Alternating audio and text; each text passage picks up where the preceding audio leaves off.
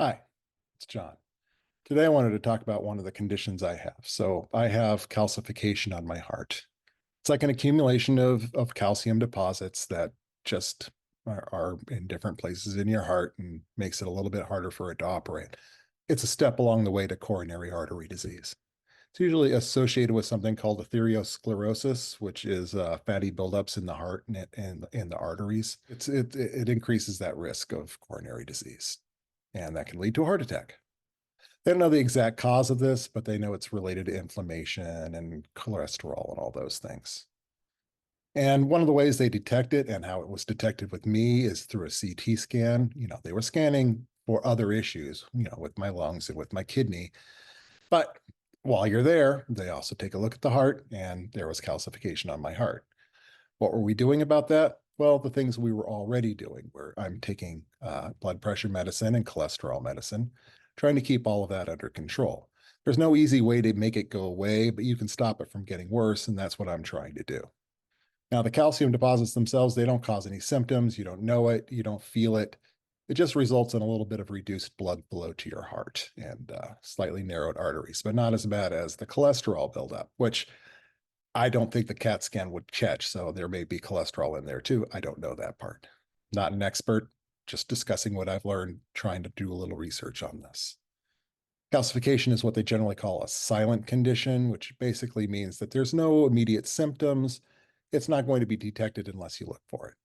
The risk factors are those standard risk factors you see for anything with heart trouble. There's got smoking and high blood pressure, high cholesterol, diabetes, family history of heart disease.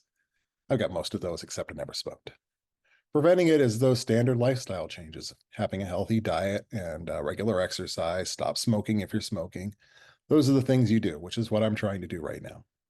If things get worse, generally what you're going to look at there is that they're going to have to do an angioplasty or some sort of heart surgery if it gets worse, which is why I'm trying to keep it from getting worse. It can also affect heart valves, and that's a problem that happened to my dad. He had to have one of his valves replaced. I certainly don't want that to happen if I can avoid it, so we'll see. Obviously, with a condition like this, you want to get regular checkups. I do. I get scanned because of the cancer, so they always are going to tell me if anything gets worse in there.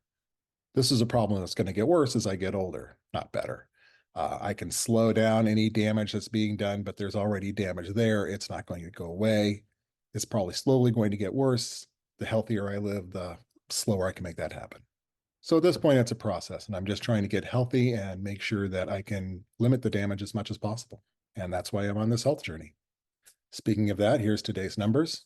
So my blood sugar this morning was 117. That's a little higher than it's been the past few days. I'm not real thrilled about that. Don't know what the difference was, but that's where it is today.